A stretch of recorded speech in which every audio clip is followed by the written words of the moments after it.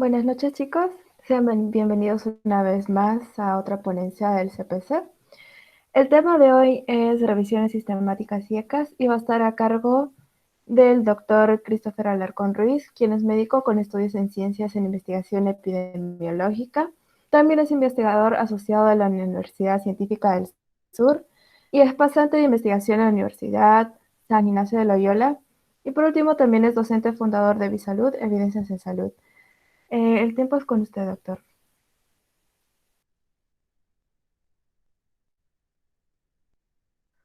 Hola, ¿qué tal? Buenas tardes a todos. Buenas noches a todos. Eh, Voy a compartir la pantalla.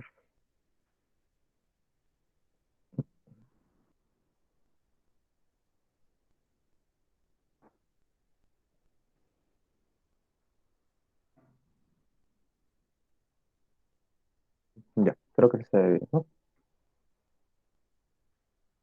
Sí, sí se ve. Ok, gracias. Ya. Entonces, lo que vamos a ver hoy día es una pequeña introducción a ECAS y RS, ensayos clínicos utilizados y revisiones sistemáticas. La idea de bueno, antes que nada, mis conflictos de interés, ya me mencionaron, las filiaciones que pertenezco. Y como les dije, el objetivo de todo esto es que podamos conocer la importancia de los ECA y RS y en general entender el proceso bastante general de una ejecución de una ECA y de una RS y sobre todo identificar conceptos claves de estos dos tipos de estudios. Lo que vamos a ver primero son las características de un ECA y un RS, por qué son importantes estos en el área de la salud y luego conceptos claves necesarios para poder entender un ECA y un RS. De todas maneras, naturalmente no vamos a abarcar todo el concepto de ECAS, todo el concepto de RS, ni tampoco vamos a abarcar el cómo hacerlo. Simplemente son conceptos generales, básicos, con el objetivo de poder conocerlos, porque estos estudios, porque son un diseño de estudio, son bastante diferentes a los que podríamos estar acostumbrados que se hacen durante la universidad, ¿no? Los estudios observacionales. Entonces, vamos a comenzar. Para comenzar, esto es de repente un mapita que ya lo han visto antes. Esto es un mapa de los estudios primarios. ¿Qué se refieren a esto? Es donde mostramos los diferentes tipos de estudios en los cuales se recolecta información original, información primaria, y se analiza naturalmente, ¿no? Aquí está, por ejemplo, los clásicos estudios observacionales. Entonces, hay diferentes tipos de estudios primarios. Em, ¿Cómo podemos clasificarlos de una manera sencilla para poder diferenciarlos? Primero hay que preguntarnos si es que los investigadores planificaron la intervención o planificaron eh, una intervención dirigida hacia los participantes del estudio. Entonces, si es que los investigadores solamente se limitaron a observar qué es lo que sucede en, digamos, la naturaleza de las personas de estudio, sin tener ninguna intervención, llámese intervención educacional, una intervención como un fármaco. El hecho de recolectar la data con una encuesta no necesariamente es una intervención, al menos en este aspecto general. Entonces, solamente se han limitado a recolectar información, a recolectar características sobre la población de estudio y nada más. Entonces, es un estudio observacional. Pero, si es que ellos adicionalmente han ofrecido alguna intervención hacia su población de estudio, llámese, por ejemplo, un fármaco, es decir, un fármaco que si no fueran por los investigadores, los pacientes no lo hubieran recibido. Una intervención educativa, por ejemplo, que también, si no hubiera sido por los investigadores, las personas participantes de esa intervención educativa no hubieran participado. Eh, ¿Qué más? ¿Qué más? Algún tipo de intervención en salud mental, fármacos, equipos médicos también, nuevas formas de proyectos. Entonces, y cualquier cosa que los investigadores le ofrezcan a las personas de estudio, que si es que no participan en el estudio, no hay forma de que puedan, digamos, no hubiera sido posible que ellos tengan acceso a esta intervención, entonces es un estudio experimental. Entre, bueno, los estudios observacionales, aquí encontramos los de cohorte, transversales y casos controles, que son tema de otra ponencia, pero Digamos, acá están los estudios más conocidos, ¿no? Los que siempre nos enseñan. Ahora vamos aquí por el lado experimental. En el caso de un estudio experimental, lo que tenemos que pensar o lo que tenemos que preguntarnos luego son dos cositas. ¿Cómo han decidido si es que una persona del estudio recibe o no esa intervención? ¿Cómo deciden? Si es que la decisión para poder saber si es que una persona recibe o no recibe la, la intervención en cuestión, entonces, por ejemplo, si es que ha sido al azar, es decir, ha sido literalmente la persona ingresa al estudio y una máquina al azar la asigna hacia un grupo. El grupo que recibe los fármacos, que recibe la intervención, o el grupo que no recibe la intervención. Si es que sucede esa asignación al azar, entonces, y además, y además, naturalmente, si es que hay una asignación, implica de que por lo menos hay dos grupos. Un grupo que va a recibir la intervención y un grupo que no va a recibir la intervención. Es por eso que yo tengo que tener la decisión de poder asignar a qué grupo va cada una de las personas. Entonces, si es que hay un grupo que no recibe o un grupo control, un grupo con qué comparar la intervención, y esa intervención fue asignada al azar, entonces se trata de un ensayo clínico aleatorizado. Ahora, si es que la asignación no fue al azar, es decir, eh, por ejemplo, una persona acepta participar en el estudio y simplemente veo, no sé, pues, el número de su DNI, ¿no? Entonces, los que terminan con un número par van a la intervención y los que terminan con un número impar su DNI van al control, a no recibir la intervención. Entonces, eso no es una asignación al azar, porque hay un criterio previamente ya definido como para poder decir quién va y quién no va. Entonces, eso no es una asignación. O si no, también cuando no hay un grupo control, es decir, que toda la población de mi estudio va a recibir la intervención. Y al final lo que voy a tener que comparar es qué es lo que sucedió antes de la intervención y qué es lo que sucedió después de la intervención, pero en toda la población. La comparación no va a ser entre grupos, sino la comparación va a ser un antes y un después. Son los famosos estudios pre y post test. Entonces, si es que cualquiera de esas dos cosas sucede, se trata de un estudio cuasi experimental. O sea, como que parece que es un estudio así experimental como tal, pero en realidad no lo es, ¿no? Entonces, ambos son estudios experimentales, sí, pero un ECA como tal, con todas las letras, es lo que les acabo de decir. Ahora, ¿qué son las revisiones sistemáticas? Ahora vamos a ver diferentes conceptos para consolidar ECA, ¿ya? Entonces, vamos a ver con revisiones sistemáticas. Lo que hemos visto hasta acá son estudios primarios, es decir, son estudios que recolectan la información de personas individuales, ¿no? O de ciertas unidades de estudio, y que la recolectan de manera primaria. Pero las revisiones sistemáticas son otro grupo diferente de estudios, que son los estudios secundarios, en los cuales no van a tener ningún contacto con los pacientes y su unidad de análisis no va a ser las personas, van a ser los estudios que se han realizado en torno a un tema. Entonces, por ejemplo, ese es nuestro mundo y, por ejemplo, hay diferentes estudios. Hay un estudio que se ha hecho, no sé, en Estados Unidos, evaluando una intervención, no sé, pues, la vacuna, ¿no? La vacuna del COVID-19, de Pfizer, por ejemplo. Hay un estudio que se hizo en Estados Unidos. Y adicionalmente hay otros estudios independientes, es decir, llevados por investigadores independientes, por empresas diferentes, equipos diferentes, ¿no? O sea, independientes, estudios independientes en el resto del mundo, ¿no? En Brasil, en México, en Rusia, ¿no? Naturalmente que evalúan la misma intervención, es decir, en este caso, no sé, pues, la vacuna de Pfizer, ¿ya? Eh, la misma intervención. Entonces tengo todos estos estudios, o que más o menos giran en torno a casi lo mismo, entonces yo quiero leerlos todos de alguna manera, y yo necesito leerlos todos para poder tomar una decisión. Entonces, ¿qué es lo que hace? Yo voy a tener que leer un artículo, el otro artículo, el otro artículo, el otro artículo, el otro artículo, que cada uno de ellos tiene como 20 páginas, y además leer la calidad de los estudios, ¿no? Algunos van a estar bien hechos, algunos van a estar mal hechos para poder interpretarlos, entonces, dependiendo de todo eso. Entonces, va a ser mucha inversión de tiempo, va a ser mucha inversión de recursos en general como para poder leerlos cada los estudios de manera individual. Entonces, para eso, nosotros tomamos la decisión de hacer una revisión sistemática, la cual tiene como objetivo recolectar todos los estudios que se han hecho en torno a un tema en particular y sintetizar, sintetizar sus resultados para que yo simplemente pueda leer la revisión sistemática, que es un artículo de 15, 20 páginas, eh, y que ya me condense todos los estudios que se han hecho en torno a un tema en particular. Esta pirámide no es del todo correcta, pero nos sirve para poder más o menos clasificar los diferentes tipos de estudios.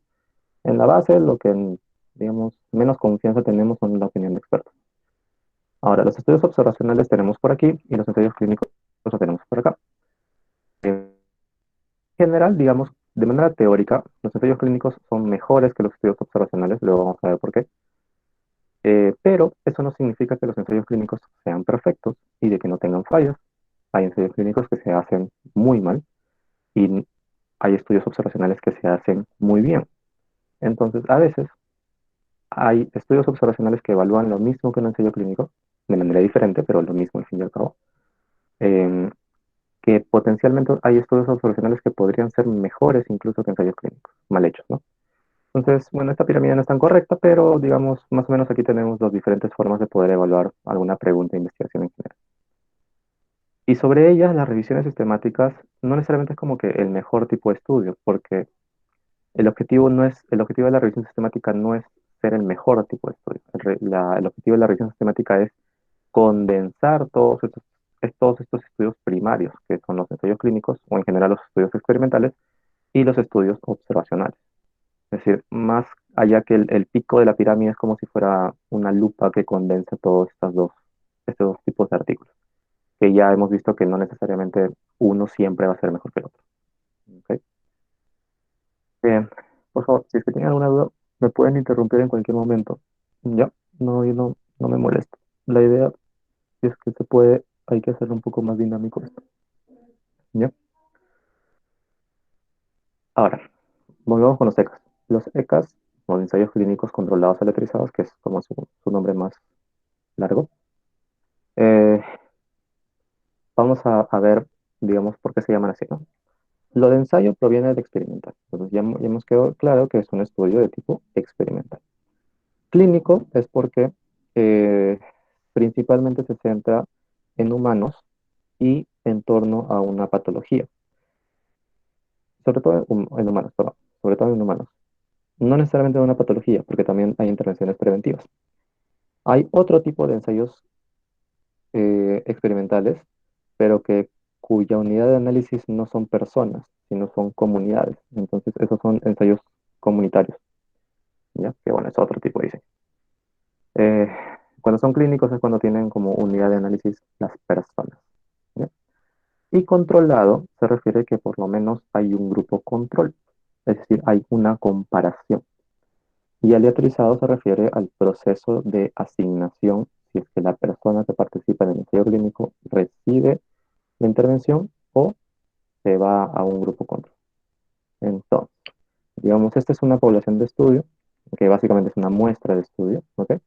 Una muestra, todas estas personas van a participar de un estudio, de un ECA. Entonces, mediante el proceso de la aleatorización, yo voy a designar la asignación. No, perdón, voy a decidir la asignación. Perdón, voy a decidir la asignación para poder ver si es que cada una de estas personas que están aquí van al grupo que va a recibir la intervención o al grupo control. Entonces, mediante el proceso de la aleatorización, va a haber un grupo de esta población de estudio que va a recibir la intervención. Y hay otro grupo que va a recibir el control. ¿Qué puede ser el control? Puede ser placebo, puede ser no recibir nada, puede ser otra intervención diferente a la primera, pero la cosa es de que haya un control, haya un grupo con que comparar, ¿ya? Luego va a haber un proceso de seguimiento. durante días, meses, años, dependiendo de lo que se quiera medir. Y al final del estudio, yo voy a ver que estas personas que recibieron la intervención, va a haber un subgrupo que va a desarrollar el evento de interés. No sé, por ejemplo, morir, ¿no? Ok, algunos van a morir lamentablemente. Pero va a haber otro grupo que no va a desarrollar el evento de interés, que van a sobrevivir hasta este momento que se cierra el seguimiento, ¿no? Digamos, al año de seguimiento. Y de la misma manera sucede en este grupo, en el control. Luego de un año de seguimiento, va a haber un grupo que va a morir y va a haber otro grupito que no va a morir. ¿Ok? Hasta ahí creo que claro, ¿verdad? Ahora, ¿por qué es importante hacer o conceptualizar este concepto, perdón, de aleatorización? La aleatorización me permite crear lo que se conoce como un contrafactual. El contrafactual normalmente es una comparación, es como si fuera ¿qué pasaría? ¿Qué hubiera pasado si? Es como que el what if, el de Marvel, por ejemplo, para los que les guste Marvel, este, es como que, ok, yo tomo una pastilla de aspirina para que me pase el dolor de la cabeza, ¿no? Entonces yo tomo la aspirina y a las 2 horas me pasa el dolor de la cabeza. Ya, chévere. ¿Yo puedo decir que sea debido a la aspirina? No necesariamente, porque pudo ser de repente porque me quedé dormido y descansé y se me pasó el dolor de la cabeza, o porque, no sé, pues, adicionalmente me tomé un relajante muscular que también me ayudó a disminuir el dolor de cabeza, no sé, pero yo no puedo afirmar de que mi disminución del dolor de cabeza se haya debido a la aspirina, porque yo estoy expuesto a diferentes otras intervenciones que son medidas o no medidas, ¿no? O simplemente el dolor de la cabeza se pasó solito, ¿no? Entonces yo no puedo afirmar eso. O sea, no necesariamente todo lo que suceda después de yo recibir una intervención se debe a esa intervención, ¿ok? Entonces, ¿contra qué lo tengo que comparar? En el mejor de los casos, tendría que volver en el tiempo y decirme a mí mismo que no tome las pastillas y ver qué pasa a las 2 horas. Si es que me pasa el dolor de cabeza o si es que no me pasa el dolor de cabeza. Si es que me pasa el dolor de cabeza, entonces probablemente no se debió a la aspirina, se debió a otra cosa. Y si es que no me pasa, muy probablemente sí se debió a la aspirina. ¿Ok? Ese es el contrafactual perfecto. Es como que, ¿qué hubiera pasado si es que no hubiera tomado la aspirina? ¿O qué hubiera pasado si es que hubiera tomado la aspirina? Entonces, naturalmente eso no se puede, porque no podemos regresar en el tiempo por ahora. Entonces, ¿cómo yo creo un contrafactual? Mediante mediante este proceso de aleatorización. Es decir, yo tengo una población de estudio, ¿no? Una muestra, todas estas personas van a participar en un estudio de un ensayo clínico. Naturalmente, cada una de estas personas eh, tienen algunas características en particulares, ¿no? Y como grupo de estudio total, también tienen características generales, ¿no? Entonces, por ejemplo, no sé, aquí no sé, pues, el 30% son mujeres y el 70% son varones. Ok. El promedio de edad de aquí de todo este grupo son 50 años. 10% de este grupo tienen diabetes, el 90% no tienen, el 20% de este grupo tiene hipertensión, el 80% no lo tiene, y así sucesivamente, ¿no? Tienen características generales. Incluso, por ejemplo, no sé, el 10% de esta población tiene una mutación particular que no conocemos, pero la tiene, mientras que el 90% de este grupo no tiene esa mutación, ¿no? Entonces, aquí tenemos que considerar todas las características conocidas y no conocidas de este estudio de población. Naturalmente, cada una de estas características potencialmente podrían influenciar en el efecto y confundir también el efecto de la intervención. Entonces, ¿qué es lo que hago? Tengo que generar dos grupos, un grupo de tratamiento y un grupo de control. Entonces, este grupo control sería como que mi what if, ¿no? ¿Qué hubiera pasado si no hubiera recibido el tratamiento y hubiera recibido otra cosa o no lo hubiera recibido? Entonces, pero ¿se acuerdan? El contrafactual tendría que ser la misma persona. Naturalmente, estas personas no son las mismas. Entonces, ¿cómo me puedo asegurar de que el grupo de tratamiento sea lo más similar posible que el grupo control, mediante el proceso de aleatorización. ¿Qué es un proceso de aleatorización? Es el cual que cada una de estas personas tenga 50% de probabilidades de ir al tratamiento y 50% de probabilidades de ir al control. No es de que voy a partir a todos los estudios, a toda la población de estudios en la mitad, no, sino que cada una de las personas de manera individual tenga 50% de ir al tratamiento y 50% de probabilidades de ir al control. Literalmente es tirar una moneda al aire. ¿Ok? Entonces, cuando yo me aseguro que hay este proceso de aleatorización, simplemente por el azar, justamente cuando tiro una moneda al aire, solamente tengo dos opciones. Y literalmente tengo 50% de probabilidades de que caiga zar, de que caiga, cuando caiga, sale zar, sale cara o sale sello, ¿no? Entonces, literalmente es tirar una moneda al aire. Entonces, tengo 50-50 las mismas probabilidades. Entonces, cuando yo tengo este proceso de aleatorización, yo voy a tener un grupo de tratamiento que va a ser lo más similar posible, no va a ser igual naturalmente, porque no es perfecto, pero va a ser lo más similar posible al grupo control. Es decir, si aquí en el grupo de tratamiento hay el 30% de las mujeres, aquí en el grupo control también más o menos debería haber el 30% de las mujeres. Si es que aquí en el grupo de tratamiento el promedio de años son 50 años, ella que en el grupo control también es el promedio de 5 años. Digamos, esas son las variables que yo puedo medir, ¿no? Pero, ¿qué pasa con las variables que no puedo medir? De repente una mutación no conocida que no sabemos, que nadie la ha descubierto, y que de repente el 5% de todo este grupo de tratamiento tiene. Y justamente esa mutación rara afecta la intervención.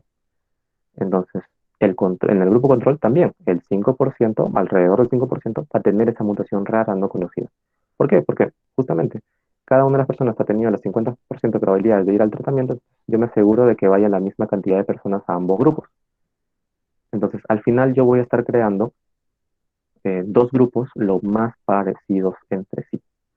Y a cada uno, lo único, entre comillas, lo único que los va a diferenciar es que a este grupo les voy a dar tratamiento y a este grupo les voy a dar el control. Y luego durante el seguimiento voy a ver si es que este grupo tratado consigue finalmente, no sé, que le disminuya el dolor de la cabeza por la aspirina y este grupo tratado y disminuye el dolor de cabeza por la aspirina. Entonces al final en el tratamiento los que reciben aspirina a las 2 horas eh, no sé, pues el 80% disminuye su dolor de cabeza. Y en el grupo control, a las 2 horas, el 60% disminuye el dolor en su cabeza. Entonces yo veo, ok, en este grupo, este 80%, perdón, hay un 80% de probabilidad o de efecto que disminuye mi cabeza por la aspirina. Y en ese grupo, a pesar de no darle la aspirina, igual se mejoran, pero ya no 80, sino 60.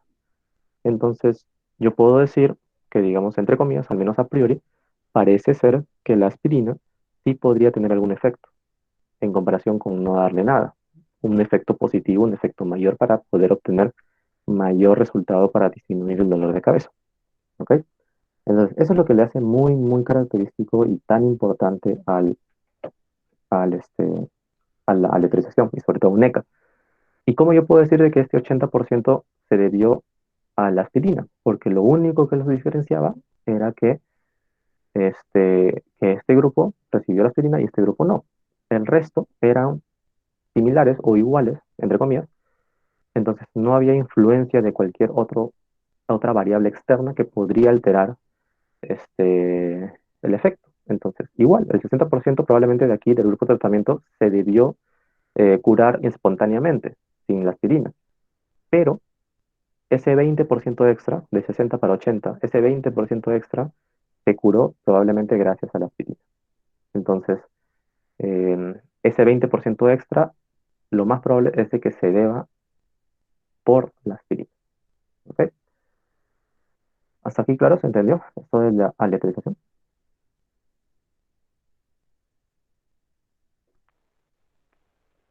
Asumiré que sí. Ahora, ok, ya quedó claro por qué es importante la aleatorización. Ahora, ¿por qué es importante el grupo control? Eh, cuando yo digo de esto, que el 80% se curó, por ejemplo, ¿no? ¿Qué hubiera pasado si es que solamente hubiera a todos ellos tratado con la aspirina y el 80% se cura? Eso significa que el 80% de las personas se van a curar gracias a la aspirina. No, lo que hemos dicho es que solamente ese aumento del 20% no significa que todos se hayan curado gracias a la aspirina, sino que 20% más se han curado por la aspirina, pero no es que todos se hayan curado, ¿ok? Entonces, justamente por ese objetivo es el grupo control, porque todos vamos a tener, o van a tener, ambos grupos van a tener, eh, o van a obtener, perdón, van a obtener el evento deseado, ¿no? Que, por ejemplo, el evento deseado es que se cure el dolor de la cabeza. ¿Ok? Todos. Tanto el grupo que recibe la intervención como el grupo que no recibe la intervención. Entonces, el grupo que no recibe la intervención, como les dije, van a curarse, ¿no? Y estos eventos que suceden en todos los grupos, independientemente si es que reciben o no el tratamiento, son eventos que se desarrollan simplemente de manera espontánea. Es por la historia natural de la enfermedad, es decir, un dolor de cabeza tensional no es que te dura toda la vida, sino que eventualmente se mejora. En regresión a la media, que es un concepto de la naturaleza de que todo tiende eh, a la, al promedio general de las posibilidades, ¿no? Porque está muy relacionado al azar. O el efecto Hawthorne, que es solamente por el hecho de participar en un estudio, una persona ya se siente bien. Así reciba o no reciba nada, ya por el hecho de participar en un estudio, ya está participando en una intervención. Entonces, eh, podría potencialmente tener algún efecto esa participación en el estudio, ¿no? Desde un punto de vista más psicológico. Entonces, ok, todos estos van a tener un porcentaje de eventos, ¿no? De repente, no sé, pues el 50%. Pero además, ¿qué es lo que va a hacer similares estos dos grupos? El grupo que recibe el tratamiento y el grupo que no recibe el tratamiento, pero en su lugar igual recibe una pastillita, muy similar a la aspirina, solamente que no sabe que es la aspirina. Entonces, lo que está recibiendo es un placebo. Es una aspirina, pero que farmacológicamente no es activa, es azúcar. Entonces, pero la persona no sabe que es un placebo, o no sabe si es que es la aspirina, se puede ser las dos cosas, cualquiera de las dos cosas, perdón.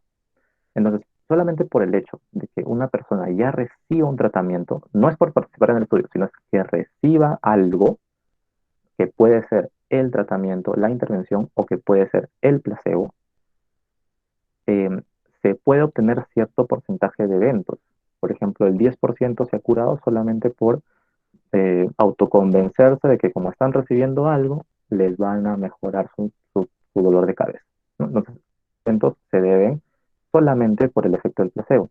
Y como ambos están recibiendo algo, que puede ser la intervención o el placebo, entonces en teoría, y han sido aleatorizados, en teoría yo voy a obtener la misma cantidad. Entonces, hasta aquí yo estoy viendo el 60% de los que se han curado en el grupo que recibió placebo, ¿no? Que en parte se debe al efecto de la no intervención y en parte se debe al efecto placebo.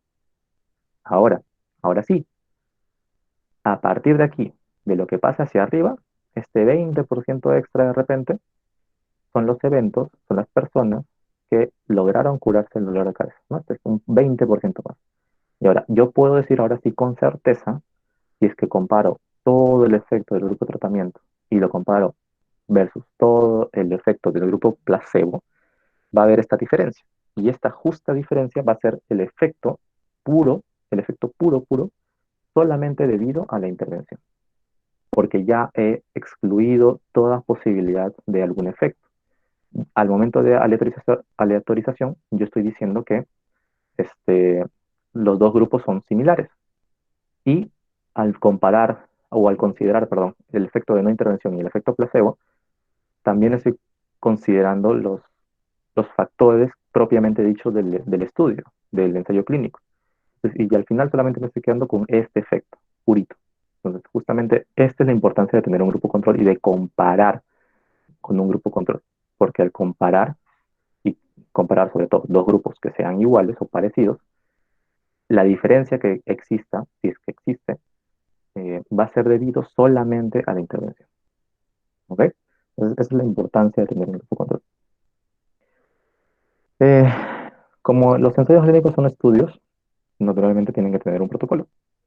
Un protocolo tiene que ser aprobado, ese protocolo tiene que ser aprobado por el comité de ética, un comité de ética, un comité de ética por cada site de investigación, por cada lugar, por cada sede donde se realiza la investigación, tiene que tener aprobación de un comité de ética de esa institución. Es decir, si yo hago un ensayo clínico en 50 hospitales, yo tengo que tener 50 aprobaciones de comité de ética, uno por cada hospital. Em, ya. Ahora, lo que se pide actualmente es que los protocolos de los ensayos clínicos que se hagan en todo el mundo tengan estén registrados en un repositorio, en una base de datos, al momento de que se está comenzando el ensayo clínico. Porque como ustedes han visto de repente con el ensayo de COVID, los ensayos clínicos demoran meses, años incluso. Entonces, eh, al momento de comenzar un ensayo clínico, es importante que el ensayo clínico esté registrado en un repositorio o en una base de datos. El más conocido es este, el clinicaltrials.gov, que le pertenece a la Biblioteca Nacional de Medicina de los Estados Unidos. Aquí es obligatorio, cualquier ensayo clínico que se haga en los Estados Unidos tiene que estar registrado aquí. Y bueno, cualquier otro país o cualquier otro grupo puede registrar también su protocolo de ensayo clínico, también está abierto. Y tú puedes entrar y ver el protocolo, digamos, o las partes principales del protocolo de ensayo clínico. No puedes ver todo, pero puedes ver lo más importante, ¿no? Cuál es la intervención, cuál es el control, cuántas personas quieren reclutar, quién está haciendo el ensayo clínico, qué van a medir y todo eso. Incluso la OMS ha creado el International Clinical Trials Registry Platform. Es una plataforma de registros o repositorios de ensayos clínicos a nivel internacional. Y dentro de esta plataforma se encuentran diferentes registros de ensayos clínicos, incluyendo clinicaltrials.gov. Pero también hay un repositorio de ensayos clínicos de Brasil, que también está aquí. Hay un repositorio de Australia, que también está aquí. Hay un repositorio de Perú, que es el registro peruano de ensayos clínicos, que también está aquí. Entonces, hay algunos países, sobre todo los del primer mundo, que tienen su repositorio, su registro de ensayos clínicos, de protocolos de ensayos clínicos, ¿no? Y varios de ellos están aquí en el International Clinical Trials. Ahora, la Unión Europea también tiene un repositorio como tal, ¿no? El repositorio de ensayos clínicos de la Unión Europea, que pertenece, digamos, a la Unión Europea. Entonces, cualquier ensayo clínico que se haga en Europa, de algún país perteneciente a la Unión Europea, tiene que estar registrado aquí, ¿no? Y aparte, este registro también está en el registro de la OMS. Entonces, naturalmente va a haber miles de ensayos clínicos registrados siempre, ¿no? Todos los ensayos clínicos de COVID van a estar aquí, o tendrían que estar aquí. ¿Ok? Y estas son las partes de eh, ay, perdón, esta partida de aquí, en el resumen. Estas son las partes eh, más importantes de un ensayo clínico. Identificar la pregunta de investigación, que esto tiene una metodología PICO normalmente. Los métodos para poder elegir a las personas que participan en el ensayo clínico, es decir, los criterios de inclusión y exclusión, los métodos del diseño del ensayo clínico, es decir, cómo se hizo el ensayo clínico, y los métodos de la hipótesis, cuál es el objetivo del ensayo clínico, qué hipótesis quieren evaluar. Eh, Parte de la lectura crítica es la evaluación del proceso del riesgo de sesgo, perdón, en los cuales eh, se evalúa el cómo se hizo. O sea, no solamente me quedo con el hecho de, ok, se hizo tal cosa, sino que critico o veo si es que lo que se hizo en la metodología del ensayo clínico estuvo correcto o no. Y eso hay metodologías para poder justamente evaluar esto, el riesgo de sesgo. Y dentro de los resultados del ensayo clínico, hay un flujo de participantes, es decir, no necesariamente todos los participantes reclutados en el ensayo clínico terminan en el ensayo clínico, porque si un participante quiere retirarse, en cualquier momento se puede retirar. O de repente algunos participantes mueren tempranamente antes de que reciban el tratamiento, entonces, bueno, naturalmente eso puede ser. Entonces, Entonces va a haber un flujo, ¿no? Como que un mapita. Las características basales, es decir, características de ambos grupos o de los grupos que se estén estudiando antes de que reciban el tratamiento, antes que reciban el control, antes que reciban cualquier intervención. El tipo de análisis ya este es más de un punto estadístico, los resultados como tal del desenlace principal, porque tengan en cuenta, un ensayo clínico normalmente está creado para poder evaluar solamente un desenlace, que es el desenlace principal. ¿Por qué? Porque el cálculo del tamaño de la muestra, es decir, la cantidad de personas necesarias para poder evaluar un ensayo clínico, se hace en base al desenlace principal. Entonces, yo solamente voy a estar seguro que los resultados de este ensayo clínico son 100% aplicables hacia mi desenlace principal. Pero si es que estás invirtiendo tantos recursos, tanto tiempo, entonces no puedes medir otros desenlaces, otras variables.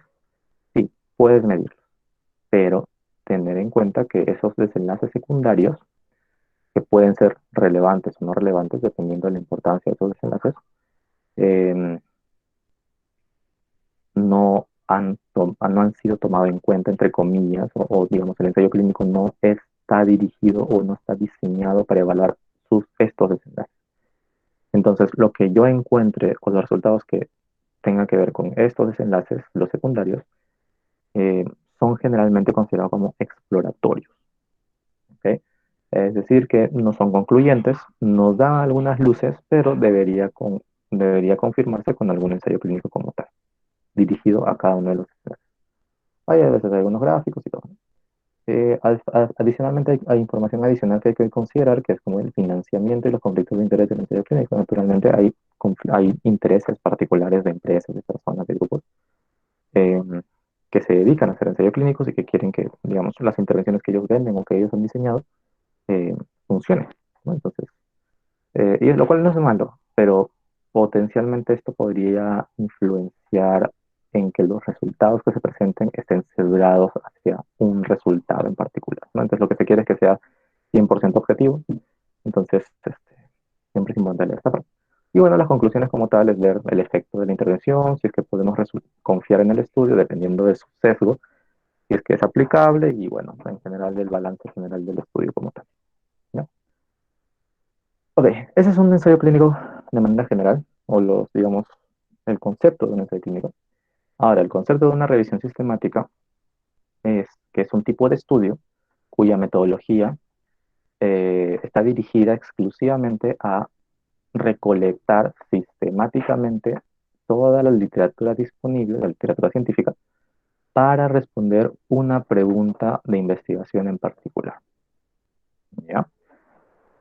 Entonces, un proceso del ensayo clínico, bueno, normalmente se plantea la pregunta de investigación, también en un formato pico. Se hace la búsqueda sistemática de los estudios que ya se han hecho, los estudios primarios de ensayos clínicos, estudios observacionales, que ya han respondido a esta pregunta pico anteriormente. Entonces, se realiza esos artículos, ¿no? Se busca esos estudios que han respondido ya a mi pregunta de interés. Y estos se buscan normalmente en diferentes bases de datos: Medline, Cochrane Central, Embase, PubMed, no sé, ¿no?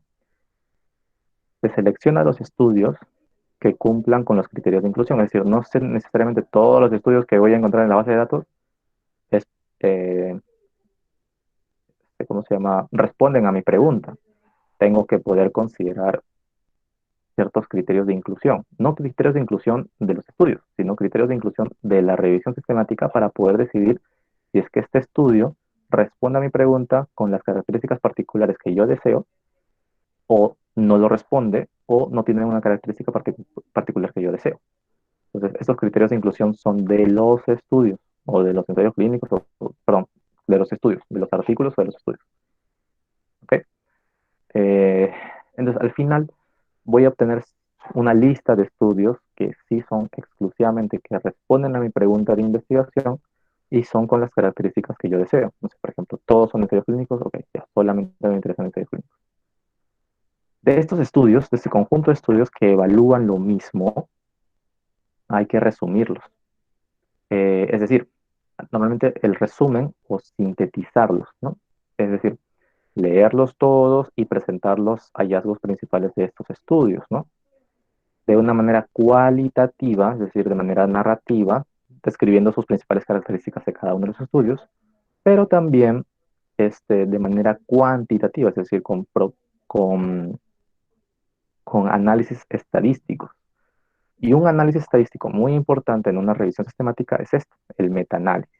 El metaanálisis es como si fuera una forma de poder condensar los resultados de cada uno de los de cada uno de los estudios y sacar como que un promedio. No es el promedio, pero es sacar como que un promedio numérico de cierto resultado de los ensayos clínicos, de todos los ensayos clínicos que he encontrado.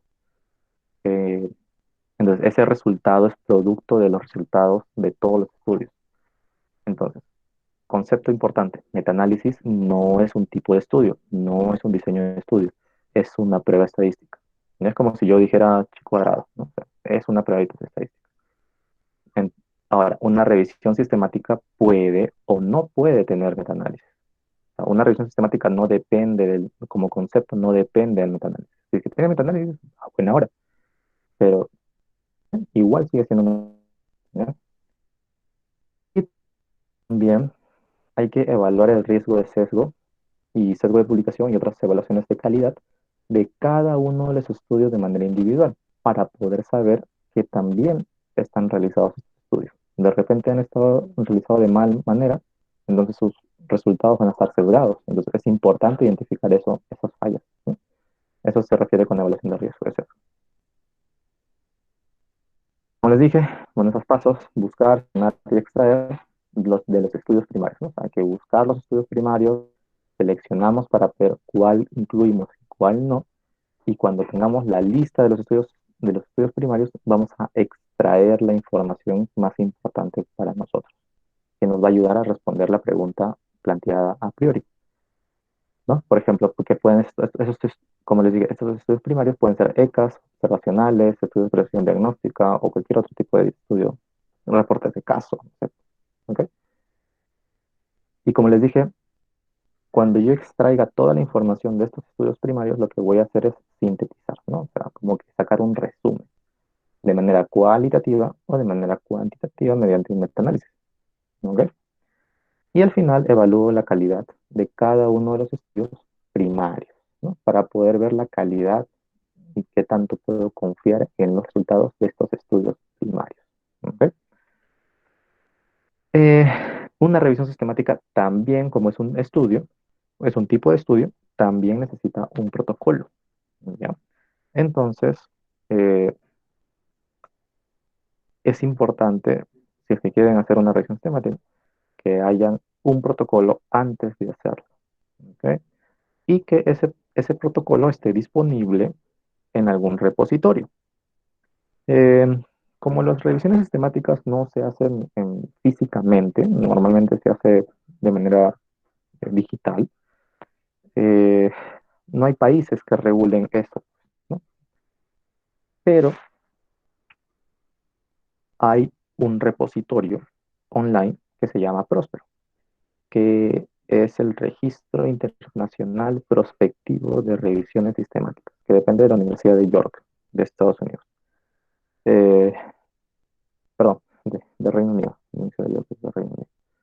Que es un repositorio virtual en los cuales los investigadores registran, valga la redundancia, su protocolo de revisión sistemática, ¿no? Entonces, por ejemplo, yo pongo COVID y me sale 3.900 protocolos de COVID-19. Están haciendo más de casi 4.000 revisiones sistemáticas sobre COVID. Han hecho o están haciendo. Una combinación de ambas. Entonces es importante o registrarlo en Próspero. Ah, y si se dan cuenta, bueno, acá no dice. Ah, sí, acá dice. Cada registro tiene su código, ¿no? CRD y este numerito. Es como si fuera su DNI. Cada protocolo tiene su respectivo identificador. Este, para que no haya confusión. Ah, y también, perdón, cada vez que ustedes registran un protocolo, un ensayo clínico en alguno de estos repositorios, también se le asigna un código, un número de identificación, como si fuera su DNI. En el caso de Clinical Trials comienza con MST y un conjunto de números. En el caso de REPEC es el número de orden y el año. Y cada varía, ¿no? Entonces, por ejemplo, un ensayo clínico puede tener diferentes códigos de identificación. ¿Por qué?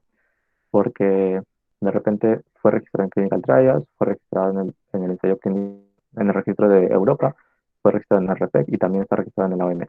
Entonces, ¿por qué? Porque se está haciendo en Estados Unidos, se está haciendo en Perú y se está haciendo en un país de la Unión Europea. Entonces tiene que estar registrado naturalmente.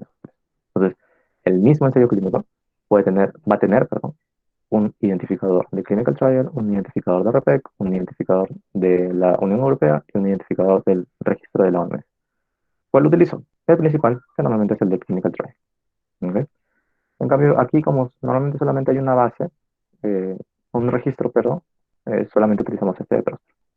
¿Qué pasa si es que Prospero no es aplicable o, bueno, digamos, me olvidé porque estos lo revisan? O sea, no es de que yo suba la información y ya aparece automáticamente. Se revisa la información antes de subirlo a la base de datos, al registro. Y esto sucede tanto para ECA como para revisiones sistemáticas. Este, entonces puedo subir el protocolo a cualquier repositorio público, ¿no? Figshare o cualquier otro que podamos ser público, ¿no?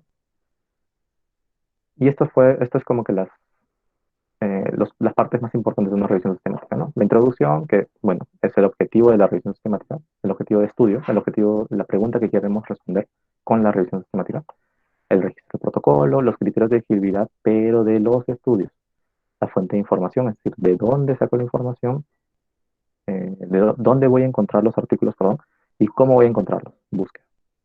Luego la selección de estudios y extracción de datos, que es el proceso metodológico más importante de esta revisión sistemática, ¿no? Es decir, cómo voy a seleccionar, cómo voy a decidir quién entra y quién no en la revisión sistemática de estudios, me refiero. Y luego, cuando ya tenga todos los estudios seleccionados, cómo voy a extraer la data y qué data voy a extraer, ¿no?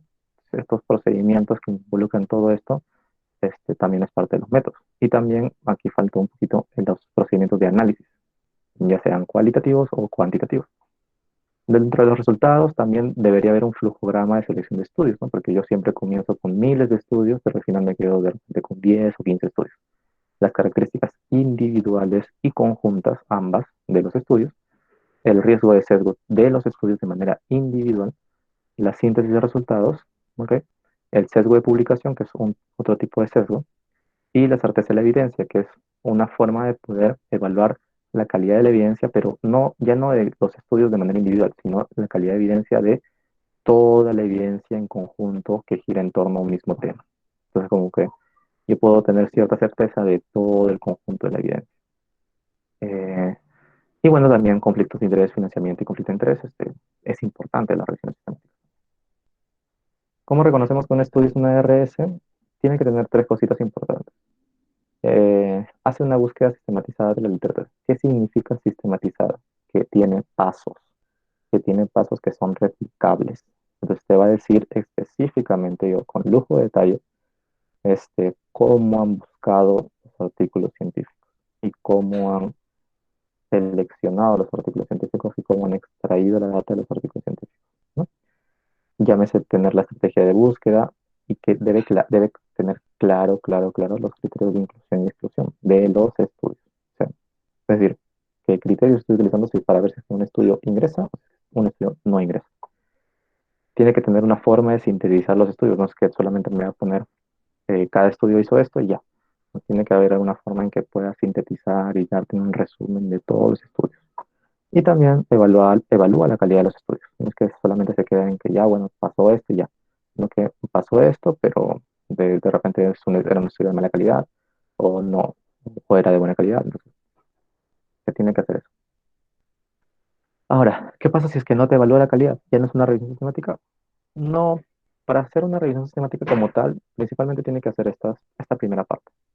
¿Ya?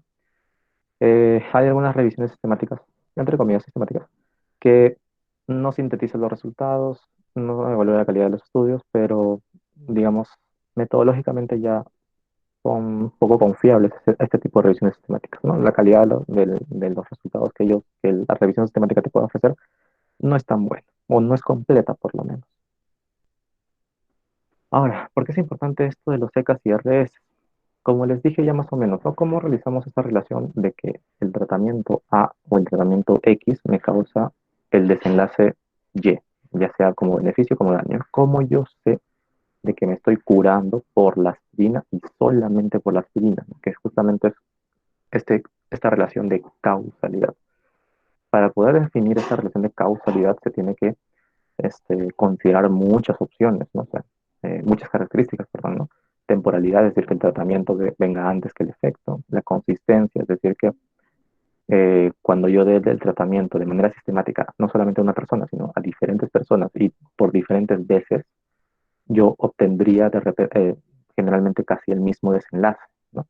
Dosis-respuesta significa que mientras más dosis o más intervención le doy, en teoría los daños y beneficios también aumentarían. La plausibilidad biológica, es decir, que el tratamiento farmacológico participa en un receptor y eso tiene sentido para obtener cierto beneficio, cierto daño. Y bueno, en parte también la fuerza de asociación estadística, ¿no? O sea, mientras más fuerte es esta relación, esta asociación entre tratamiento y desenlace, más confiable es y más cerca está de la causalidad. La causalidad es un concepto teórico, o sea, que normalmente casi nunca es evidenciable, pero digamos, si es que cumple con estas características y es de constante, podemos estar más o menos cercanos a la causalidad. Tengan en cuenta que asociación no es lo mismo que causalidad. Asociación es lo que encontramos en cualquier estudio, pero no significa que uno cause el otro. ¿Ok? Dos variables pueden estar asociadas, pero no significa que sea causa-efecto. Entonces, ¿quiénes evalúan esta relación como tal? Los ensayos clínicos. ¿Ok?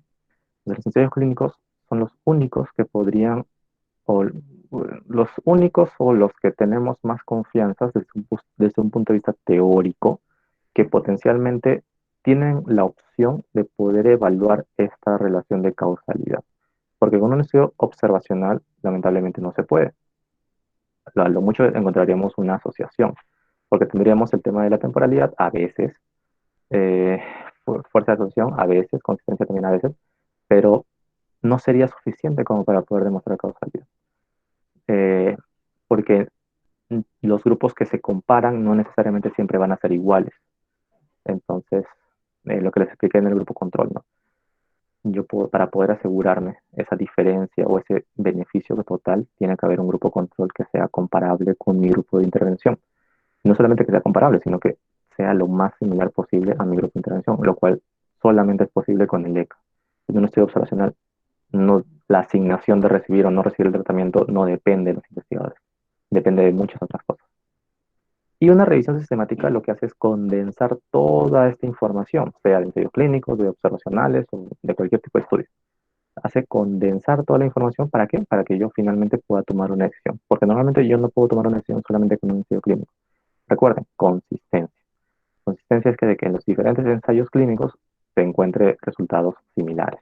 Entonces, una revisión sistemática se va a asegurar de poder, asegurar, valga la redundancia, de que exista consistencia en el resultado encontrado, ¿no? Entonces, un estudio si es que se hace aquí en Perú y que me demuestre efectividad, también, y de verdad, este tratamiento me causa cierto beneficio, pues yo también debería ser capaz de poder encontrar ese beneficio con mayor o menor medida, pero al fin y al cabo ese beneficio, en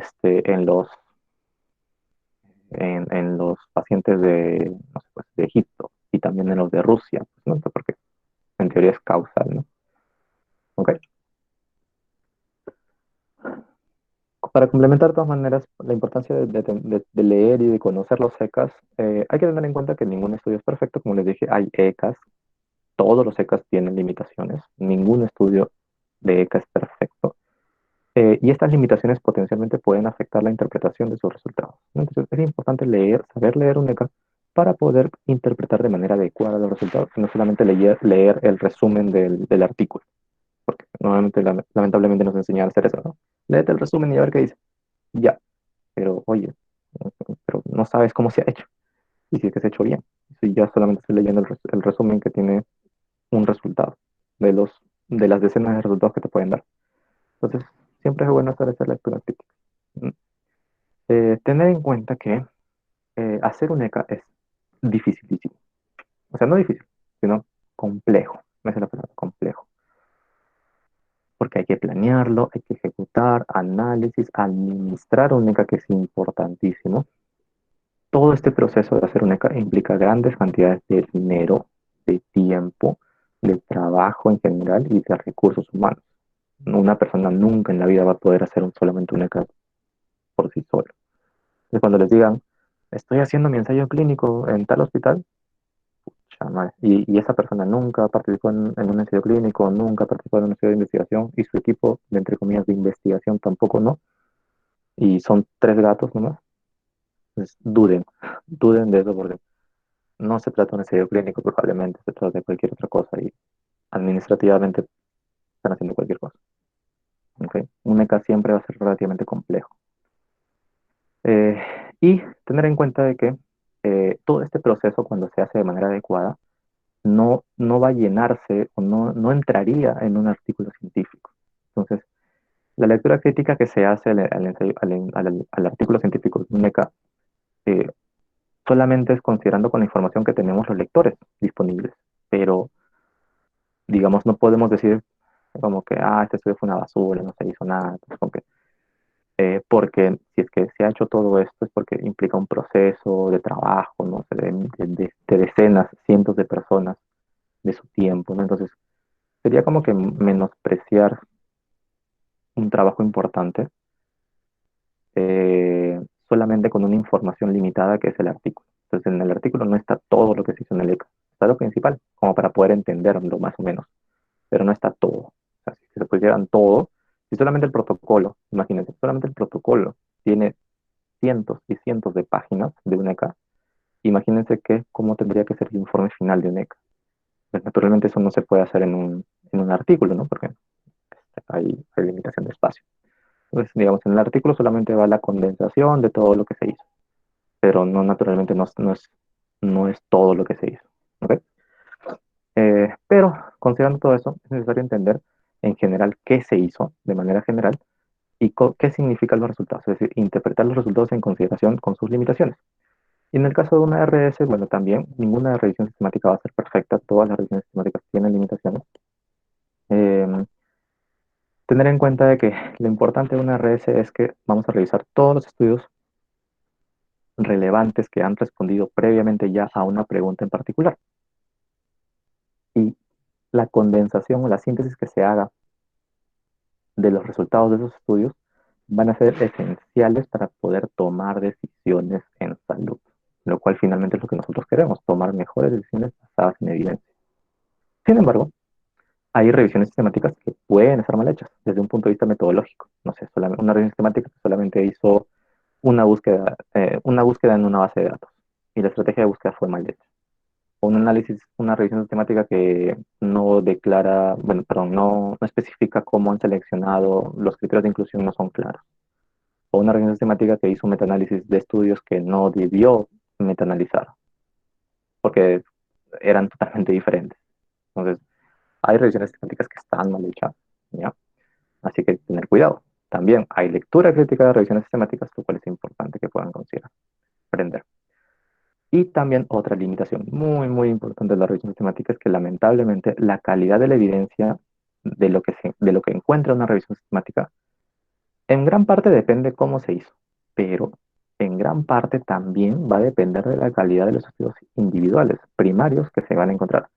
Si la gran mayoría o todos los estudios primarios que se encuentren son malos, entonces los resultados que pueda arrojar esta revisión sistemática también van a ser malos, o van a estar sesgados, o no van a ser tan confiables, a pesar de que se hizo la revisión sistemática metodológicamente perfecto, ¿no? En diferentes bases de datos, se declara muy bien cómo se hizo, el análisis está muy bien, pero si es que los estudios primarios, es decir, los resultados de los estudios primarios provienen de estudios mal hechos, entonces esos resultados van a estar sesgados, no van a ser correctos al 100%.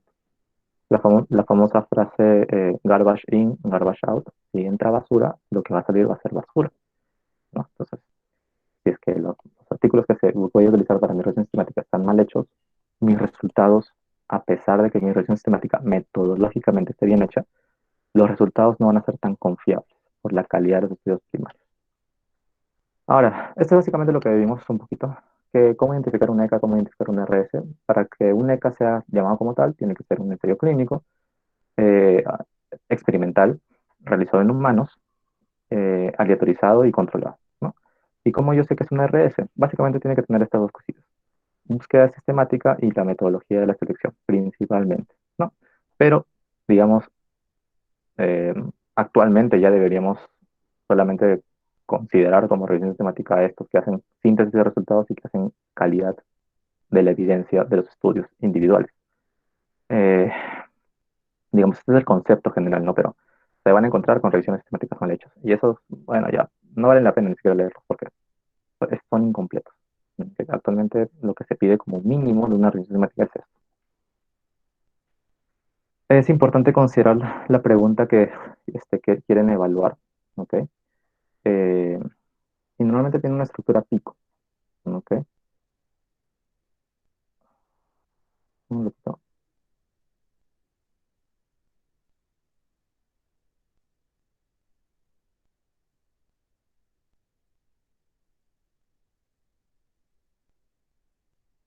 Ya, perdón, disculpa.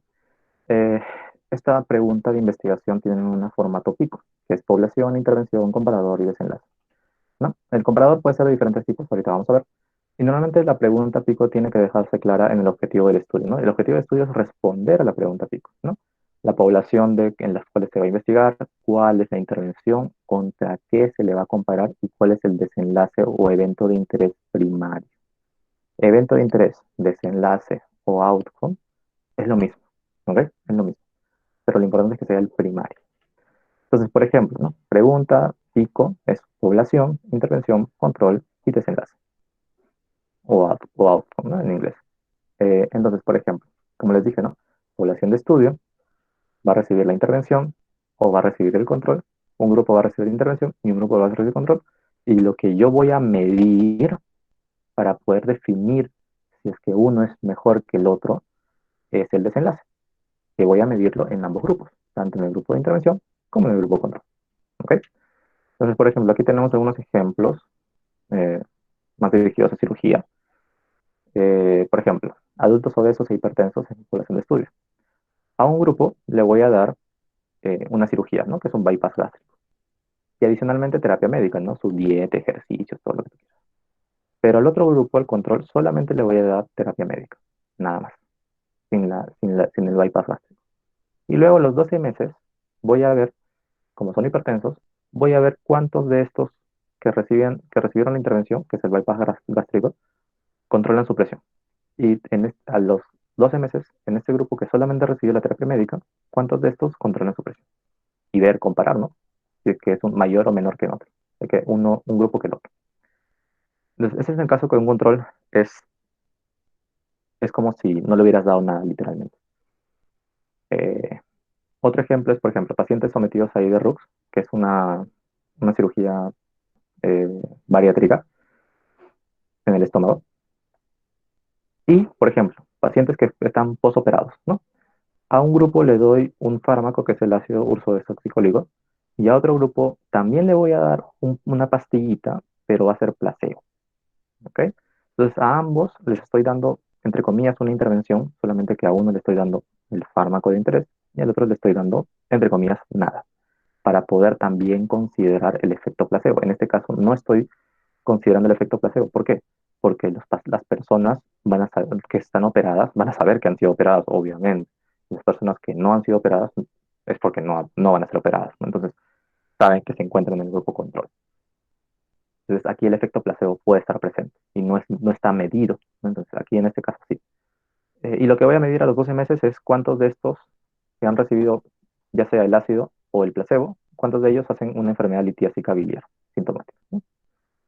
Otro ejemplo, pacientes sometidos a cualquier cirugía bariátrica, a un grupo posoperados, a un grupo le doy, perdón, durante la operación, a un grupo le doy enoxaparina y a un grupo le doy fondaparinux, que son dos fármacos. Entonces, como intervención de interés es el de enoxaparina. Pero no lo voy a comparar versus placebo, porque de repente no es tan ético, ¿no? Entonces, también le tengo que dar algún fármaco. ¿Qué fármaco le puedo dar? Bueno, un fármaco que siempre se usa, ¿no? O que farmacológicamente, entre comillas, es lo mismo que la enoxaparina, es el fondaparinux, ¿no? Entonces, ok, ya. A un grupo le doy enoxaparina y a otro grupo le doy fondaparinux, para ver si es que la enoxaparina es mejor que el fondaparinux. No, yo no voy a comparar que la enoxaparina es mejor que darle nada. Es la enoxaparina mejor que fondaparinux. Y quiero evaluar esto, ¿no? Trombocitos venosa profunda, niveles de factor de coagulación 10, ¿no? Entonces, nuevamente, para que quede bien claro, el grupo control puede ser de tres tipos. Manejo usual es cuando se refiere a que no está recibiendo absolutamente nada como intervención. Es como que, naturalmente, está participando en el ensayo clínico, pero no le hacen nada. Es como si fuera, o sea, un paciente hospitalizado que está participando en un ensayo clínico, lo van a tratar como si no estuviera participando, ¿no? Los médicos igual le van a pasar visita, le van a dar tratamiento, todo bien, ¿no? Pero naturalmente no van a recibir la intervención, entonces es como si no estuvieran participando, entre comillas, ¿no? Entonces, eso se llama manejo usual, ¿no? Que es la evaluación por el médico, la medicación usual, estilo de vida, no sé, cualquier cosa. Naturalmente la intervención va a ser, o el grupo de intervención va a recibir el manejo usual también, ¿no? O sea, porque no solamente va a recibir, los pacientes hospitalizados reciben la intervención y ya lo dejan ahí tirado.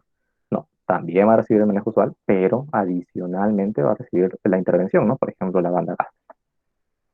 Ahora, un grupo control puede ser un control activo, como en el caso de la enoxaparina, ¿no? O sea, control activo o también otra intervención, ¿no? Entonces, la intervención, el grupo de intervención, el manejo usual, el eje de piernas, la cirugía, todo lo que tú quieras, más la enoxaparina. Y el grupo control es el manejo usual más el fondaparinux, que es un fármaco muy similar que farmacológicamente son similares a la enoxaparina, casi tienen, digamos, tienen como que el mismo objetivo. No son lo mismo, pero tienen el mismo objetivo, que es disminuir el TDP, trombosis profunda. Entonces, lo que yo voy a comparar es si es que la enoxaparina es mejor o peor contra el fondaparinux. Si es que yo no tengo un grupo que no recibe nada o que recibe placebo, yo no puedo comparar que la enoxaparina es mejor o peor que nada. ¿Ok? No estoy comparando enoxaparina versus nada. Estoy comparando enoxaparina versus fundaparina.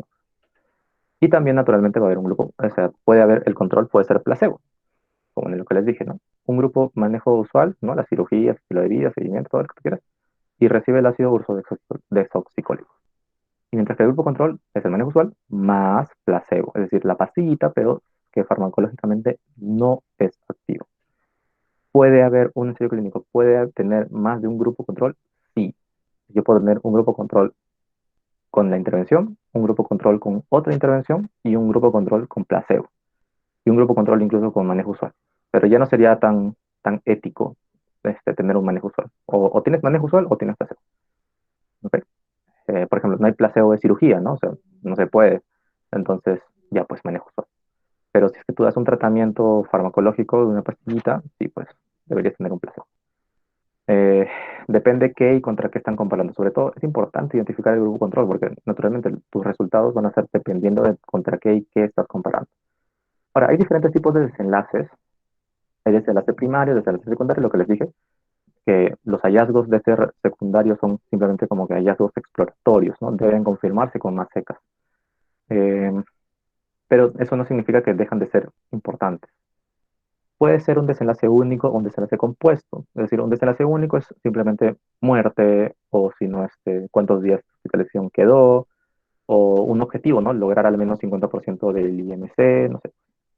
Pero un desenlace compuesto puede ser o muerte o ingreso a UCI. Es decir, yo considero como evento de interés si muere el paciente o si ingresa a UCI. ¿Ok? Si sucede las dos cosas, ok, bueno, lo considero solamente como un evento. Pero si sucede una de las dos cosas, de cualquiera de las dos, es un evento. ¿Ya? Y también el desenlace puede ser dicotómico o puede ser numérico. Dicotómico es de que sucede o no sucede. Y numérico es este, qué tanto cambia entre el pre y post intervención, pre y post control. Es decir, lo que voy a comparar es qué tanto cambia en el grupo de intervención y qué tanto versus qué tanto cambia en el grupo control. Por ejemplo, cambio de peso en kilogramos, cambio de peso de IMC, todo eso, ¿no? Aquí, por ejemplo, están los exámenes auxiliares, ¿no? Cuánto cambia en sus niveles de PCR, cuánto cambia sus niveles de bilirrubina. Y también los desenlaces se pueden clasificar según su importancia. Eh, Hay desenlaces que son mucho más importantes para poder tomar una decisión, como la mortalidad, eventos adversos severos, calidad de vida, que sí van a ser determinantes para poder tomar una decisión, pero va a haber otros desenlaces que tampoco no van a ser tan importantes, ¿no? Como por ejemplo, no sé, pues algún examen de laboratorio por ahí, pues, ¿no? Que no me dice nada, no sé, pues, una prueba, eh, una prueba auxiliar de repente, mm, ¿qué más, qué más? Dolor, bueno, dolor es importante más o menos, no tanto, pero o sea, bueno, estaría por aquí. Pero naturalmente se puede clasificar según la importancia de los desenlaces. Ah, endpoint también es desenlace, ¿ya? Esta es parte de la evaluación de riesgo de sesgo, pero no lo voy a mencionar porque ya estamos tarde. Pero parte de la evaluación de riesgo de sesgo de un ensayo clínico es imaginarse cómo se hizo el ensayo clínico y más o menos en qué se falló, ¿no? Que involucran el reclutamiento, el proceso de aleatorización, que debe estar bien hecho, cómo se asigna a la intervención y el autocontrol, el cegamiento de los participantes, que ahorita les voy a explicar qué es, durante el seguimiento de todos ellos, cómo se evalúa el resultado y la publicación final de los resultados. ¿Ok?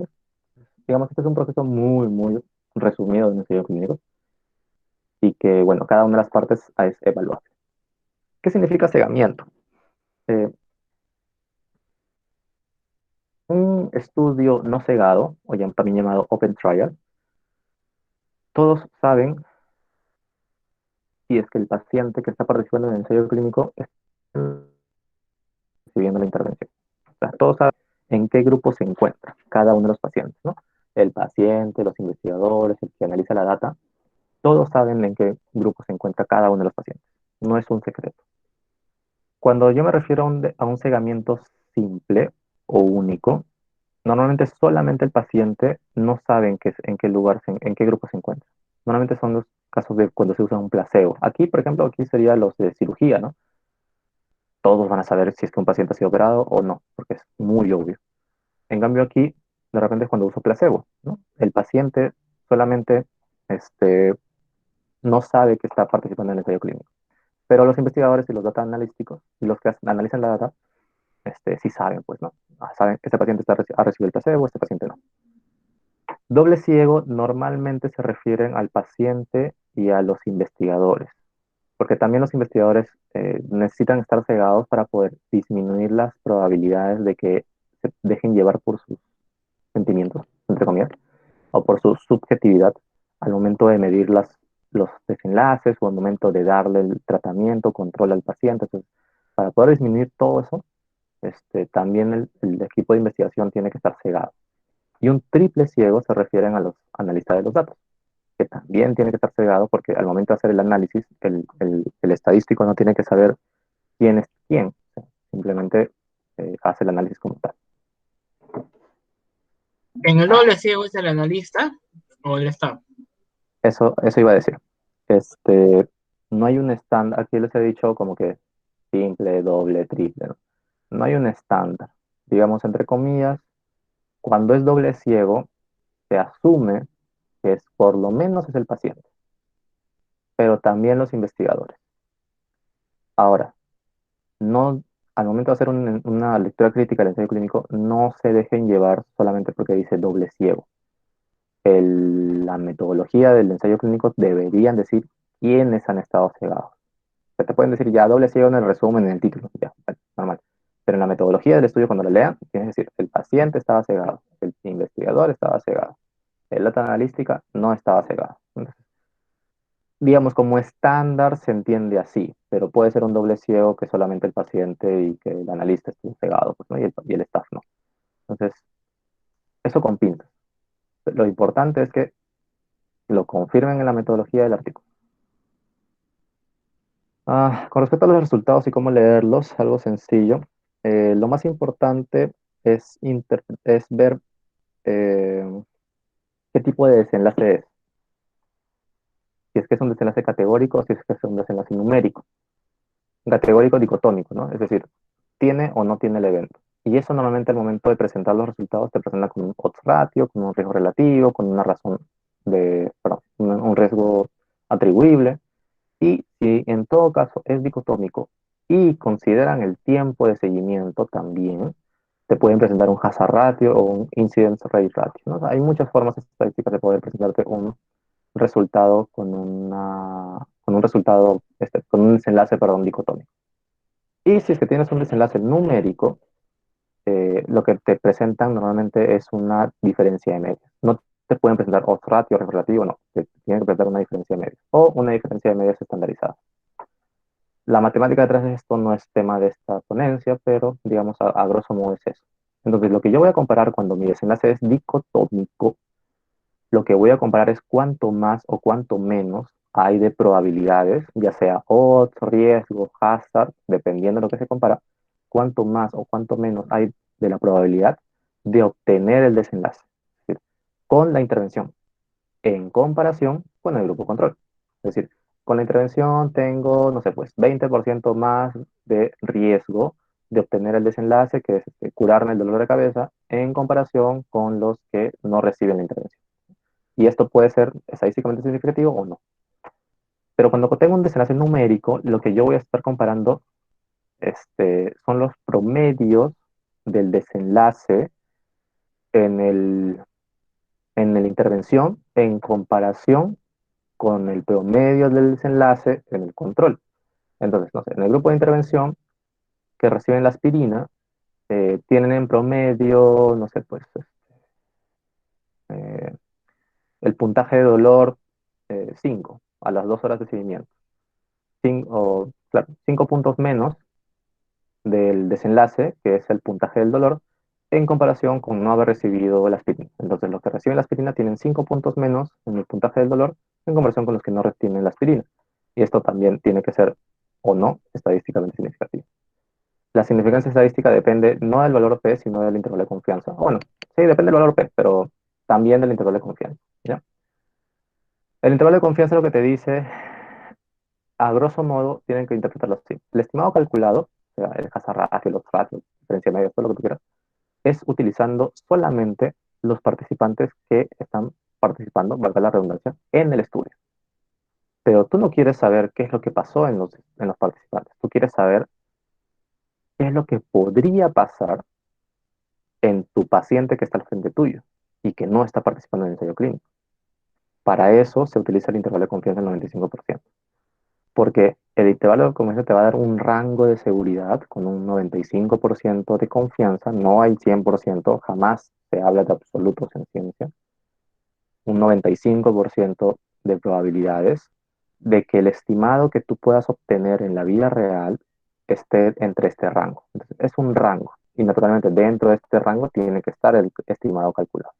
¿Ok? Entonces, ¿cómo se lee un desenlace dicotómico? Por ejemplo, tú tienes que identificar el valor de no efecto, es decir, el valor que te dice que no hay diferencias. No es de que sea peor, sino de que simplemente no hay diferencias. O sea, no se ha encontrado, son exactamente iguales. La intervención y el control. Entonces, por ejemplo, tengo el desenlace de hipertensión, es decir, tiene o no tiene hipertensión. El estimado que estoy calculando es riesgo relativo. La población son obesos, eh, eh, obesos sanos, ¿no? Aquí hay un error. Obesos. Ya. A un grupo le voy a dar la cirugía y a otro grupo solamente el tratamiento médico. ¿Ok? Entonces, si es que mi riesgo relativo es mayor de 1, ¿por qué es 1 el valor de no efecto? Porque cuando yo calculo riesgo relativo, odds ratio, hazard ratio y RR, se trata de una división. Lo que estoy dividiendo son las probabilidades de obtener el desenlace en el grupo de intervención entre las probabilidades de obtener el desenlace en el grupo de control. Entonces, si las probabilidades son lo mismo, entonces es 1, pues, ¿no? Ahora, si es que el riesgo relativo es mayor que 1, es porque el desenlace, la probabilidad de obtener el desenlace es mayor en el grupo de intervención. Y eso puede ir del 1 hasta el infinito, porque es una división. Pero, por el otro lado, si es que es menor de 1, significa que yo obtengo menor desenlace en el brazo de intervención en comparación con el control. Y eso solamente puede ir de 1 hasta 0. ¿Okay? No hay negativos cuando yo tengo una división de probabilidades. Entonces, ¿qué pasa si es que yo tengo un riesgo relativo de 1.35 con intervalo de confianza de 1.15 a 1.45? Lo que yo voy a hacer es esto, simplemente una regla de 3 simple. 1 va a ser un 100%. ¿Ya? 1 va a ser 100%. Entonces yo tengo acá 1.35. ¿Cuánto sería? Regla 3 simple. 1.35% entre 1. 135. ¿135 qué? Por 100. Ya. Entonces, el valor en efecto es como si fuera un 100%. Entonces, y el valor que me da gracias a la intervención es 135%. Entonces, eh, este 1%, este 100% es el efecto solamente con el control. ¿Ok? Solamente con el control. Digamos, es lo máximo que se puede obtener con el control. Pero este 135% es lo que yo voy a obtener con la intervención.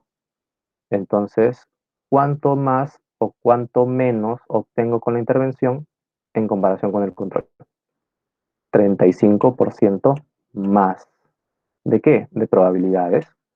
¿De qué? De obtener el desenlace. Por eso es importante identificar el desenlace, la intervención y el control. Sin eso no puedes interpretar, y, bueno, naturalmente esto, ¿no? Sin eso no puedes interpretar el resultado. ¿Ya?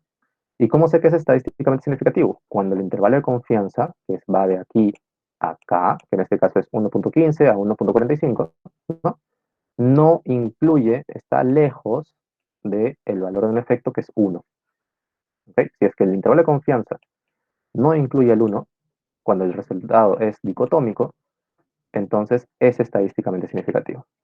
Ahora, ¿qué pasa cuando es lo contrario? 0 está al otro lado.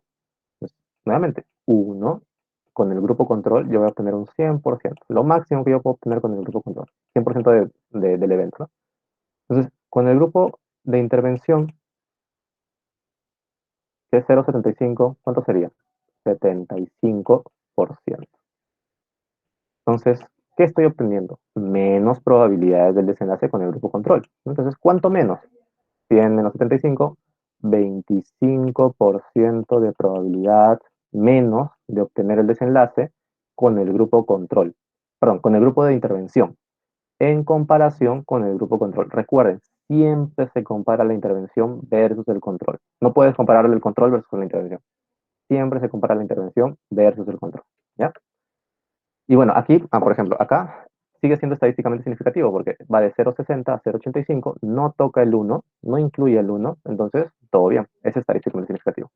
Aquí, bueno, todo bien, ¿no? 15% más de riesgo para obtener el desenlace con la intervención en comparación con el control, pero el intervalo de confianza va de 0,94 a 1,20 y en el medio está el 1.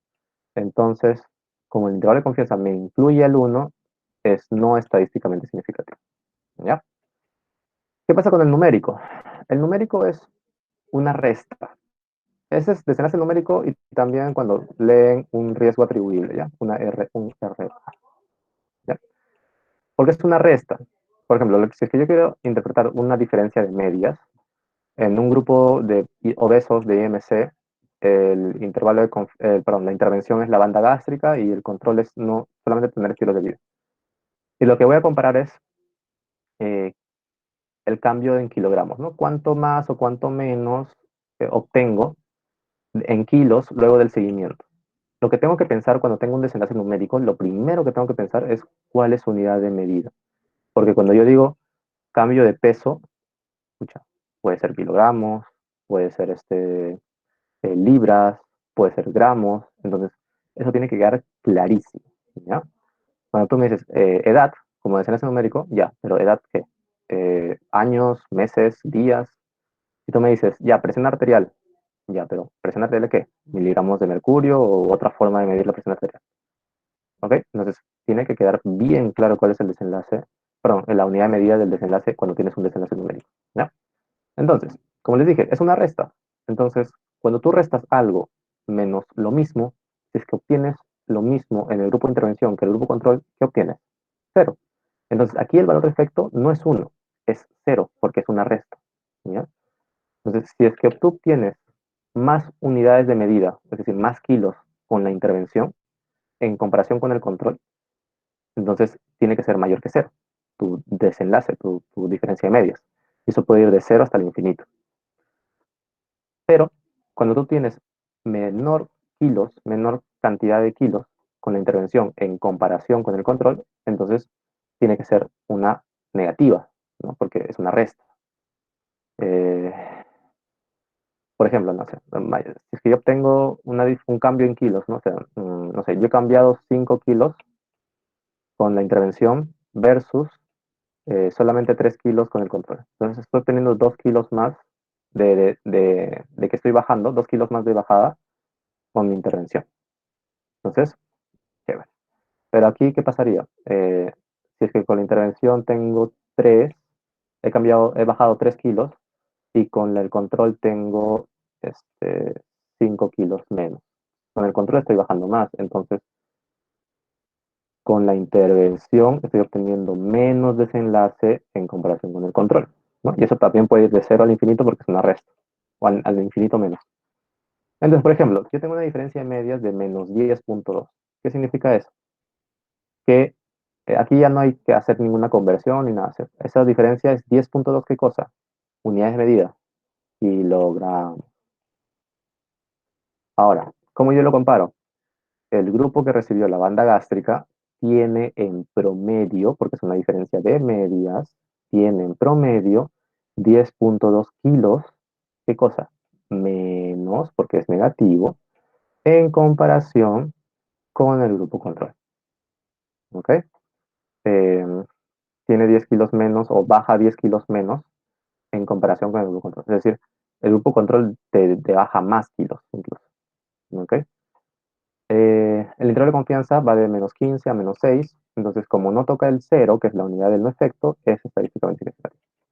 Lo contrario, con el grupo de intervención con banda gástrica tengo 11,3 kilos más de cambio de peso en comparación, porque esto es positivo, ¿no?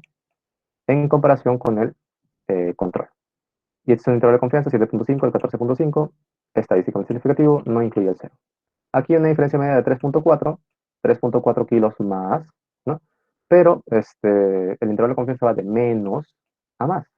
Entonces, naturalmente, en el medio va a estar el cero. Entonces, como incluye valor de un efecto, no es estadísticamente significativo. ¿Ya? Los conflictos de interés que hay que tener en cuenta es ver, ¿no? Quién financió la revisión sistemática o el ECA, la industria farmacéutica, si fue autofinanciado por los investigadores, si que fue financiado por el Estado o por una universidad, o si es que no lo menciona. Si es que no lo menciona, una alerta. ¿Ya? Tienen que prender su, su red flag, su, su bandera negra, su bandera rojita, porque es una alerta. ¿Ya? De la calidad o de la confianza que se puede tener en el estudio, porque si no me dices quién te ha financiado, la idea es ser transparente. ¿Ya? Y también si es que se declara algún otro potencial conflicto de interés, no sé, de repente no sé, la vacuna peruana, si es que lo hace este pata Fernández, sea, tiene un conflicto de interés gigantesco, pues, ¿no? Porque justamente él lo está produciendo y están haciendo en su empresa. Entonces, sí, definitivamente tienen un conflicto de interés, no necesariamente financiero. O sea, digamos, de repente lo financió el Estado, el ensayo clínico, pero lo hacen en su empresa, lo hacen con sus equipos, lo hace, incluso él quiere que funcione, o sea, ya a priori ya tiene un resultado deseado. Entonces, tiene que tener un conflicto de interés definitivamente. O simplemente dice, los autores no declaran tener conflicto de interés. Ok, bueno, no hay problema. O si es que no mencionan si es que tienen o no tienen. Pues también esto también es una red flag. ¿Ya? Es una red flag. Si es que no te dicen, atento. Ya para terminar, ya estoy tirando hora y media. eh, el consort. El consort es una lista de chequeo. ¿Ya? No me sirve para lectura crítica. Consort no sirve para lectura crítica. ¿Ya? Solamente es una lista de chequeo para poder saber si es que el artículo del ensayo clínico cumple con lo mínimo indispensable para reportar. ¿Ok? Nuevamente, recuerden, es una guía, pero para reportar ensayos clínicos. No es para leer, es para reportar. ¿Ok? Y lo mismo sucede con el Prisma, pero en el caso de las revisiones sistemáticas, que la última versión salió este año, hace unas semanas. Perdón, el año pasado, hace unas semanas. Eh, y nuevamente, también es una lista de chequeo con lo mínimo indispensable que te tiene que reportar una revisión sistemática, pero nuevamente, es una lista para reportar, es una guía para ver si es que reporta bien o no. Perdón, discúlpame, si es que te reporta o no. Ahora, Si es que lo que te reporta está bien o está mal, eso es lectura crítica, lo cual no me evalúa Prisma. ¿Ya? Prisma nuevamente tampoco me evalúa lectura crítica. Para poder hacer lectura crítica del consort tienes que hacer, hay muchos instrumentos, ¿ya? El principal, hasta donde tengo entendido, bueno, uno de los más famosos es la herramienta de riesgo de sesgo de Cochrane o de Cochrane, no sé cómo lo quieren llamar, ¿ya? Y en el caso de Prisma hay el AMSTAR 2, A-M, AMS, S-T-A-R, y 2 en números romanos, ¿ya? Disculpe, buena mala letra, pero bueno, así se llama, AMSTAR 2. Estos sirven para lectura crítica de una revisión sistemática. Y bueno, creo que eso sería todo. Si es que les gusta este tema de ensayos clínicos y revisiones sistemáticas, haciendo el cherry respectivo, yo pertenezco al grupo de Bisalud. Nosotros tenemos un curso online de lectura donde te enseñamos estos conceptos y incluso nos aventuramos más a mayor detalle con la lectura crítica. Enseñamos a cómo leer un ensayo clínico, cómo leer una revisión sistemática en 5 semanas. Nuestras clases son totalmente virtuales y lo importante es que tenemos talleres, que son talleres en grupos pequeños y hay una enseñanza bastante personalizada. Vamos a comenzar dentro de unos días, el 9 de mayo, dura 5 semanas. Y bueno, las reuniones de los talleres son en esas horas, los sábados de 3 a 4 y media, de 3 a 4 y media de la tarde. Es una hora y media semanal de los talleres y ya de ustedes depende ver los otros videos, los otros materiales que nosotros les enviamos. Y durante los talleres ustedes pueden preguntar, resolvemos problemas y naturalmente respondemos este, el taller per se, ¿no? Hacemos una resolución del taller. Si tienen más información, pueden visitar la página de Facebook o pueden escribir al correo.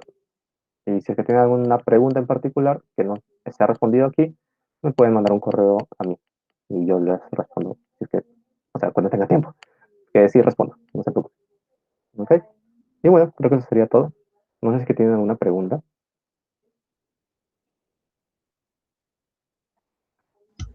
Sí, creo que hay un par de preguntas por el chat. Si me... A ver. A ver, chon. ¿Se puede hacer una RS de costo-efectividad de algún fármaco? Sí, sí se puede. Sí se puede. Pero para eso tienes que saber buscar artículos o estudios de costo-efectividad, leer artículos de costo-efectividad, evaluar la calidad de costo-efectividad y ver cómo se sintetizan los resultados de estudios de costo-efectividad, porque no necesariamente es un metaanálisis, si no me equivoco. La verdad que personalmente yo no conozco ese tipo de estudios, pero sí, sí se puede. A ver, ¿se usa algún software o programa para la aleatorización? Sí, hay muchos programas. Todos los programas estadísticos tienen una forma de poder aleatorizar. A ver, si la empresa de cada vacuna del COVID ha patrocinado el ensayo clínico de la misma vacuna, ¿significa que los resultados están sesgados? No, significa que los resultados tienen potencial riesgo de conflicto de interés. Pero si es que el ensayo clínico metodológicamente está bien hecho, no tendríamos mucho conflicto. Es por eso que cuando se vio de lo del vacunagate, eh, sí limita los resultados peruanos, porque los investigadores han tenido un beneficio dado por el patrocinador y financiador del estudio. Entonces, y no ha sido transparente este beneficio sobre todo. Entonces, sí es un atentado bastante fuerte con el tema del conflicto de interés. Y sí potencialmente podría sesgar los resultados en el caso de Perú, porque han recibido la vacuna. Pero digamos, en un contexto general de los ensayos clínicos que evalúan la vacuna, el otro tipo de vacuna o los otros ensayos clínicos de la vacuna de Sinopharm en otros países, es que han seguido metodológicamente bien todos los estrictos protocolos, porque hacer un ensayo clínico es súper difícil y te revisan todo. Entonces, no habría, entre comillas, mucho problema de que hayan estado financiados por una industria farmacéutica o por una institución en particular. ¿Hay conflicto de interés? Sí. Y es como que una alerta para poder leer críticamente los resultados y la metodología del estudio. Pero si es que a la lectura no da esa impresión, entonces, bueno, se podría tener cierta confianza. Nuevamente nunca hablamos de absolutos, ¿no? O sea, como que unos resultados del estudio son totalmente confiables o dicen la verdad absoluta, ni tampoco son totalmente basura y no se les puede creer absolutamente nada.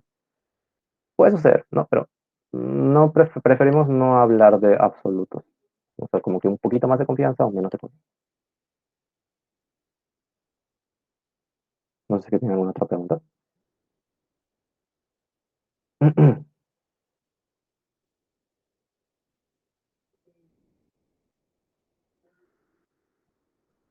Muchas gracias, doctor.